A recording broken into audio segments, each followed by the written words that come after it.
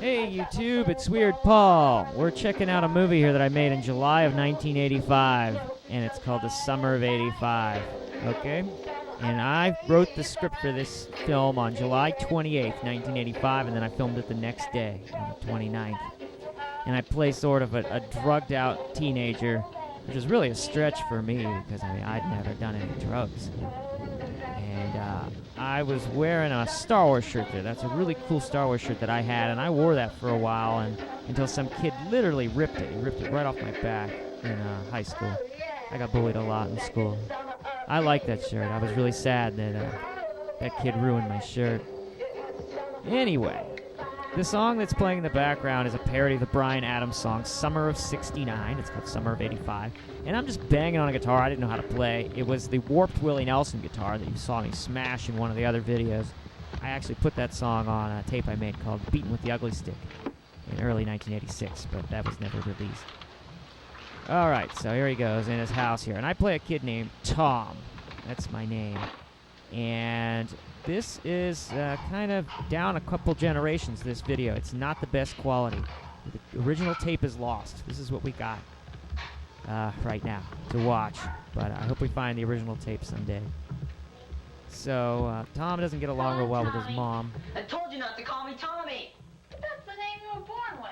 Look, I don't want to hear that. Call me Tom. That's some of the best acting I ever did there. That's, of course, my mom playing. And my mom filmed almost all of this movie. But that scene she didn't film, obviously, because she's in it. My sister filmed that.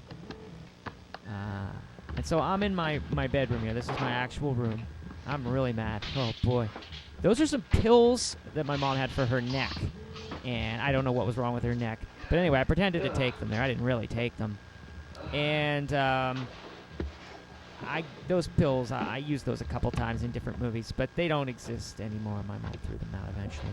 They were way past the expiration date. So in my drugged out haze here, I'm throwing my shirts all over the room. Just throwing them all over the room. One of them hits the camera here. It's a pretty cool shot right there.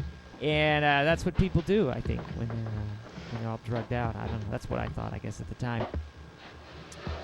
And the sheets on my bed there, I had some Budweiser bed sheets there. I'm playing. Anyway, my sister plays my sister. She plays my sister Margie in the movie. And, Margie, are you babysitting? so they're talking about how she has to babysit a little kid that night. All right, here I am. I got a gun now. This is a really tragic story.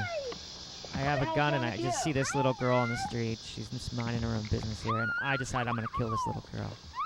So, terrible, right? Terrible thing to do. This is a drama, all right? I wrote this. I came up with this story.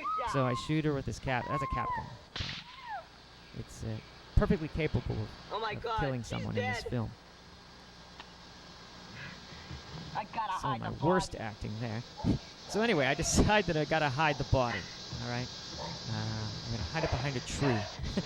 I showed this in my 10th grade creative writing class, and I remember that I think they thought it was pretty funny. I think the kids and my teacher thought that this movie was pretty funny.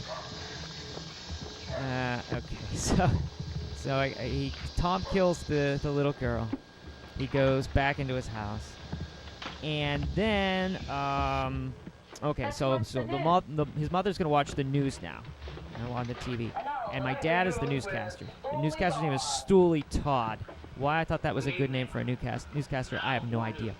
How did I do this? Well, of course, I filmed my dad reading the news on a videotape. Then I took that videotape and I put it into the VCR on top of his television so that it looked like they were watching him on the news. Very primitive special effect. Anyway, he's just saying that this girl was found shot dead on the street. That's what he's telling them on the news. So, How awful. the police obviously found the body. So now, it goes back to me. I'm up in my room, and I decide that I have to kill myself because the police are going to catch me. Very tragic, sad story. And I always thought this was pretty cool. It's like symbolic, right? Stop.